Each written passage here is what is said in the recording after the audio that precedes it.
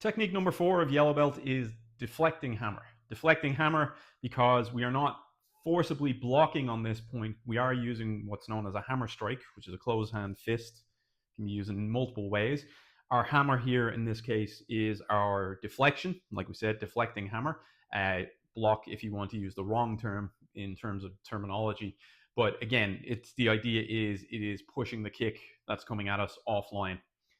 This is against a right and can be a step through thrust kick, as the case may be. Could be a potential teep if you're using Muay Thai or any of those types of styles as well.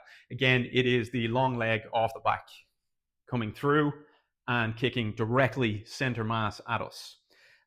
Again, like everything, there are multiple ways that this technique can start. Some start it from a fighting position, hands up.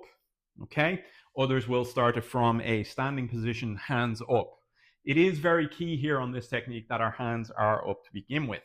Again, once we're dropping off, a kick is coming straight at us. Our hands are above the kick at this point, making this very easy to do. Later techniques, such as thrusting salute in orange belt, our hands are down. So we have to employ slightly different methods of how we will block certain kicks or similar kicks coming at us. You will have also seen videos potentially on my channel for intellectual departure where I talk about that technique.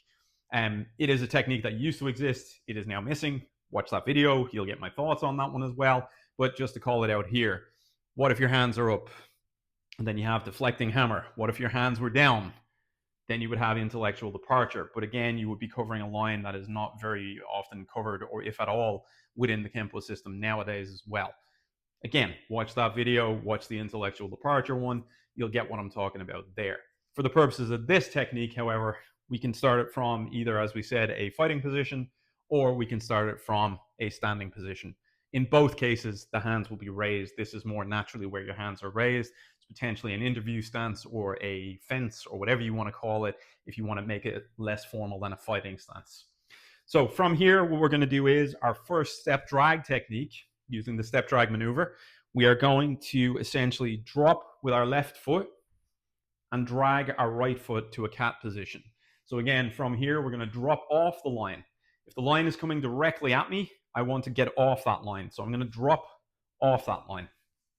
Once we drop, we're going to have our deflecting hammer in this case, dropping from this position and guiding that leg past us. So we're not making a full block here. We're not trying to turn the person or do anything else. All we are essentially doing, as I like to call it, is flushing the chain. For those of us who remember toilets with a pull chain on them, essentially when I pull, my hand is following that line down. Now that's over-exaggerated from up here. But the idea being, when I step off, I come back to that cat position. My left hand replaces as a positional check in case there's anything else coming on the high line now that my right hand is on the low line. From here, we're going to circle this hand. So I'm going to turn slightly. This hand will continue on an arc and come to an elbow at this point. Now, as we do that, we are also adjusting our foot, our right foot back into our neutral position. And then we are continuing forward with this.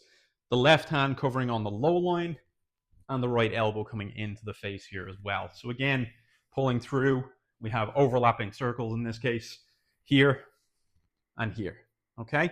So this is our deflecting hammer. Once again, we have our drop off, and we have our hit in. This move here also becomes extremely important later on. We use this a lot in Kenpo, this check and elbow. In fact, in your next set for orange belt, you will use that for gift of destruction. You will use it for glancing salute, for example.